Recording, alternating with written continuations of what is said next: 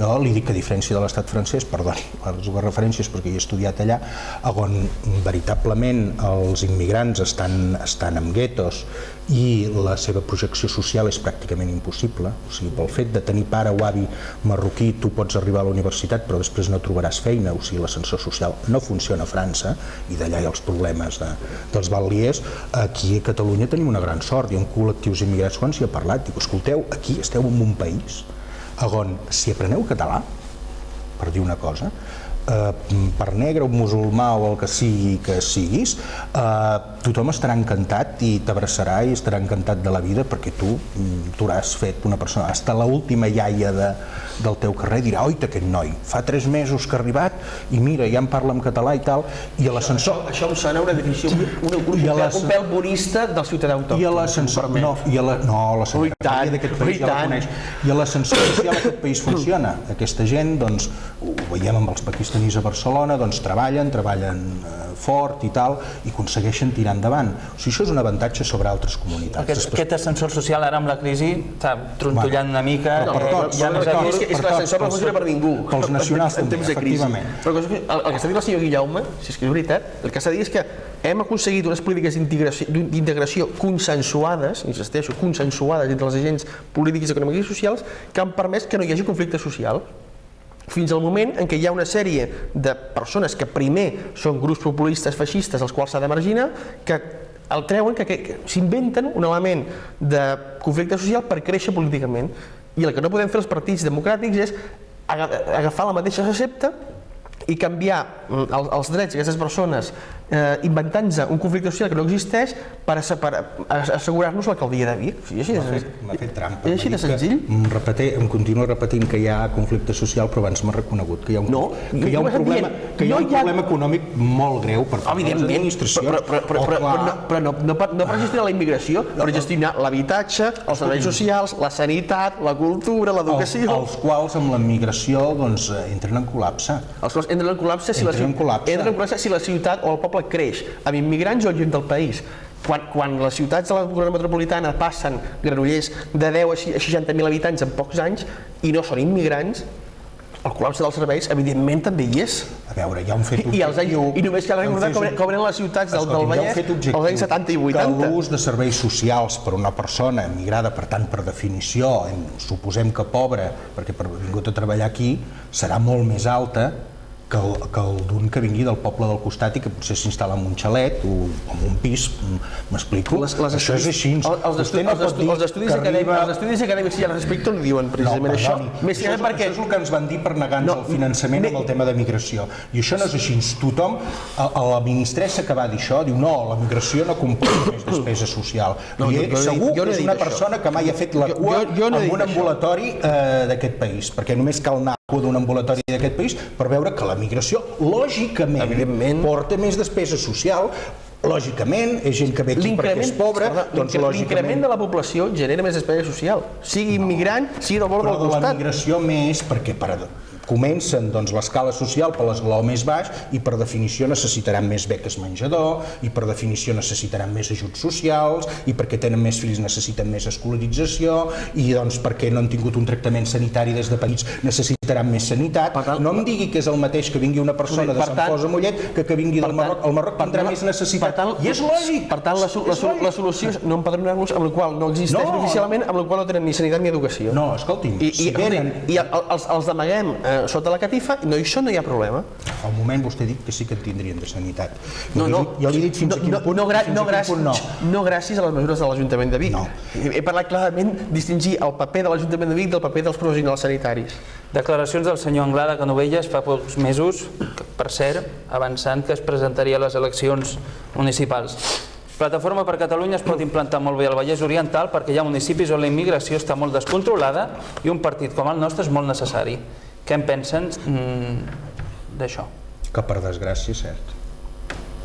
Per molta desgràcia és cert, efectivament, hi ha municipis, no vull assenyalar tots, intentem fer el que puguem i alguns no és culpa seva, és culpa d'altres administracions, però que tenen nuclis amb zero integració, concentrats en barris molt determinats, i que allò és un caldo de conreu pel vot de la xenofòbia, i això ho podem prendre a aquesta comarca. Jo crec que ens hem de posar les piles amb aquest tema, perquè jo crec que no hi ha res més indigne en una societat que en els nostres consistoris municipals tornin a entrar plantejaments racistes. A mi m'avergonyaria profundament que passés a la nostra comarca, i hem de fer tots els esforços possibles, però per desgràcia l'afirmació d'aquest individu és certa. En alguns municipis hi ha aquest caldo de conreu. Jo, abans d'avergonyir-me, preferiria apel·lar a la responsabilitat de les forces democràtiques perquè això no passi. I, si em permet, li llegeixo una frase. No és un tema de responsabilitat, és un tema de feina, de fer coses. Obro cometes. Em pregunto si és prudent obrir un debat sobre canvis en l'empadronament de nouvinguts o en altres polítiques d'acollida o arrelament en una època de forta crisi econòmica que tensa la societat en conjunt. És a dir, em pregunto si és prudent obrir el debat de la immigració just quan hi ha el caldo de cultiu per culpar aquesta immigració de la crisi social. Aquesta frase no és d'un ecopijo d'iniciativa, és del senyor Àngel Colom. Àngel Colom, secretari d'Immigració de Convergència Democràtica de Catalunya. Per tant, estaria bé primer que s'haguessin d'acord sobre les solucions del problema, i després, perquè veig que el senyor Viladebadal i el senyor Àngel Colom tenen com a mínim visions diferents de com gestionar aquest problema, i després que un cop tornéssim al consens, i jo insisteixo, em sorprèn que una formació nacionalista com la seva es passi pel forro un pacte nacional.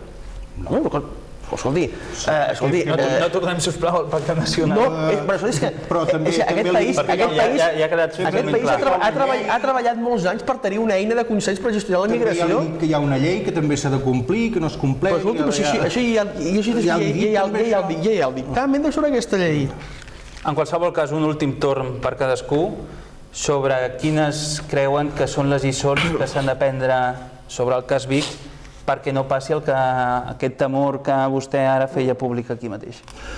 Doncs jo veig clarament que s'han de prendre una sèrie de mesures. Primer de tot, no negar el problema hi és, les misses no arriben als ajuntaments ni segurament a altres administracions, i per tant hem de prendre mesures. També hi ha problemes de convivència que no ha sortit, i això és un tema que també s'ha de parlar.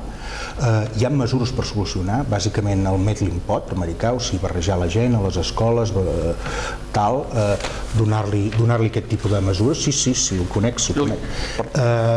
I després que veritablement s'abandoni aquesta política agonista de dir que no hi ha problema i que ens posem tots fil a l'agulla. La migració pot ser una solució per moltes coses i pot ser un problema per altres. I això és un fet objectiu, reconeguem-ho com a tal, mirem d'aprofitar bé les solucions i no conjunturalment, com vos heu dit molt bé al començament, en època de... però també mirem de solucionar els problemes que objectivament hi són. I a l'Estat que assumeixi la seva responsabilitat, i en lloc d'enviar avions patera des de Tenerife a la plaça Catalunya, que faci el favor, i després a sobre, assenyalant-nos amb el dit, que faci el favor d'assumir la seva responsabilitat i doti els ajuntaments, que és qui poden solucionar aquests problemes, dels mitjans per fer-ho. Si no es nega el problema, el podem solucionar. Si el problema es nega i es diu que no hi ha d'haver-hi debat, etc., tindrem aquests senyors que hem esmentat abans als nostres consistoris per vergonya de tots. Últim torn pel representant d'Iniciativa. Totalment d'acord, no es pot negar el problema. El problema es nega dient que els ciutadans no hi són, no empadronar-los. La millor manera de negar el problema és dir que aquests ciutadans no hi són. I el que s'ha d'apel·lar és, escolteu, si tenim un problema, que el tenim, jo no ho he negat pas, i ens hem dotat d'unes eines de consens per afrontar aquest problema, el que no val és que 6 mesos de les eleccions cadascú tiri per la seva banda per obtenir rèdit electoral.